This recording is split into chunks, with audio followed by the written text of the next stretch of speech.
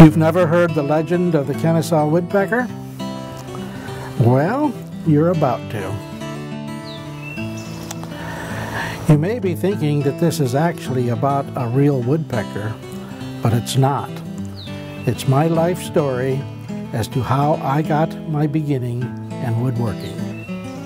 I was born and raised in rural western New York during and after the epic World War II era. Back in those times were tough, especially for rural families. There was very little employment, and basic goods were rationed by the government, and what little money that there was had to be carefully used for necessities. But we survived. We learned how to use what was available.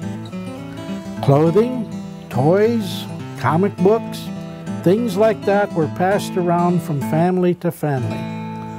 And we were happy to have food, a warm bed, and strong families.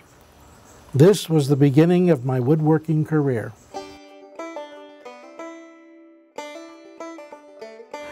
Wood was always readily available and was used for so many things. To keep the stove burning, to make repairs, and to build simple toys. For instance, we made kites, and sometimes they actually flew, built model airplanes with rubber bands for power, made scooters with old discarded wheels. In my teen years, we found an old discarded wood racing boat in my cousin's barn.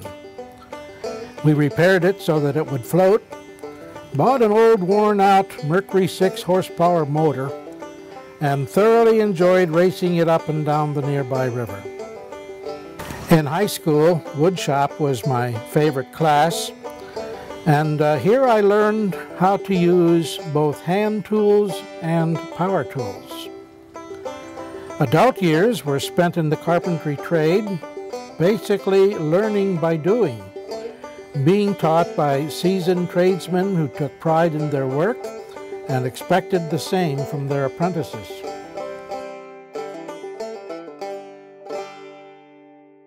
Now that I have retired, I've built my own shop, have accumulated over several years the tools needed, and have the time to do what I enjoy, and that is creating high-quality wood cutting boards.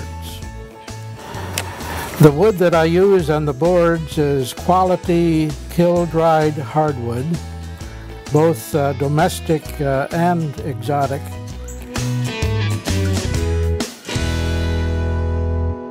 One of the things about the cutting boards that we make is the durability of these boards. They are made strong enough and the materials are good enough of where you can not only use the board, but you take care of it, and it can be passed on to your children and grandchildren. We'd like to give you just a little bit of an idea of what's involved in building a handcrafted board such as this. This is what we call a prep board, and the size, it's a very convenient size, but it's also very practical because this board is small enough that you can go ahead and chop on it and do whatever, put it in the sink. If you could, just scrub it up with some soap and water and let it up to dry. And we purposely left the end square on this so that when you stand it up to dry, it won't rock around, but it will be able to stand up. Now, what's involved as far as the woods are concerned? We have here an assortment of local woods here in the States and some woods that are exotic woods. We'll start off with our number one wood, which is walnut. This is a piece of maple here, which is the most common wood that's used, although it's not the most decorative. And we take this wood and we cut these pieces up into slices like you see here. And as you looked at the main board, basically it is made up of several of these pieces. We try to use a variety to give them color and make them pretty. With some of the exotic woods that we use, this one here in particular is called zebra wood. It comes from Africa, from the tropical areas of Africa. It's a very hard wood, but a very, very beautiful wood, especially when you get the oil on it. From here, we'll go over to another tropical wood. This is called Purple Heart. Comes from the Panama Canal area. It grows there in the tropics. Very hard, very dense, but very beautiful. This is the natural color of the wood.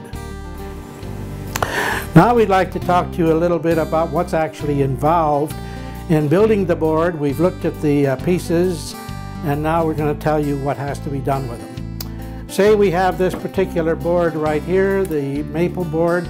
This now has to be sliced up into the pieces, and that we will do on the table saw. What we will wind up with will be a number of pieces such as you see right here. Of course, I'm juggling them around, but ordinarily they would be flat. There's still more involved to get from this point here to the point of the finished board. The first step is we've got to run this through the planer to get all this roughness off and get it smooth. Next would be the initial sanding, which we do on a big stroke sander. After we've got the first sanding, then we're going to put the profile of the board. Now this is going to be the finished product, but we'd like to use this just to show you what's involved with the profiling. Ordinarily, after we've sanded it, you're going to wind up with a square rectangular board. These edges have to be put on there to give it the profile we want, and this is done on the bandsaw. We are asked many times the process involved in actually putting the finish on the board. This is one of our end grain spalted sycamore boards, and we've got walnut around the edges, and the big blocks are spalted sycamore, and the little divider strips are mahogany. This has been finished sanded. It's smooth. Now it's ready for the oil. The process is we have a very sophisticated method of applying the oil to the boards.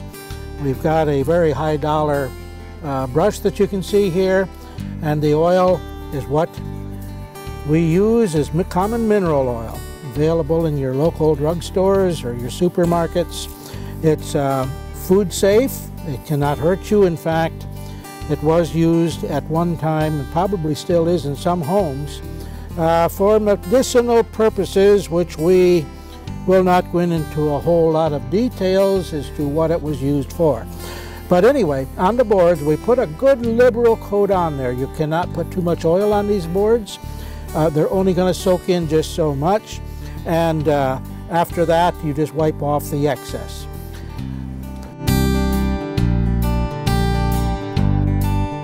The board has now set overnight, and the oil has soaked in, so now we're ready to put the finishing touches on it. And as you can see, we've got a cake of beeswax here that I obtained from a local beekeeper. And what we're going to do is we're going to polish this now with beeswax. In my teen years, early teen years, my brother worked in the local village. And one night on his way home, he saw there was a swarm of bees clinging from a branch in one of the yards. And he stopped and asked the people about it, and they said they didn't know what to do with it. So he came home, and we decided, okay, we would get the swarm of bees. We'd have to have a hive. We made a hive out of an old wooden box that we found. And we did actually persuade the bees to go into the hive, but they never did make us any honey.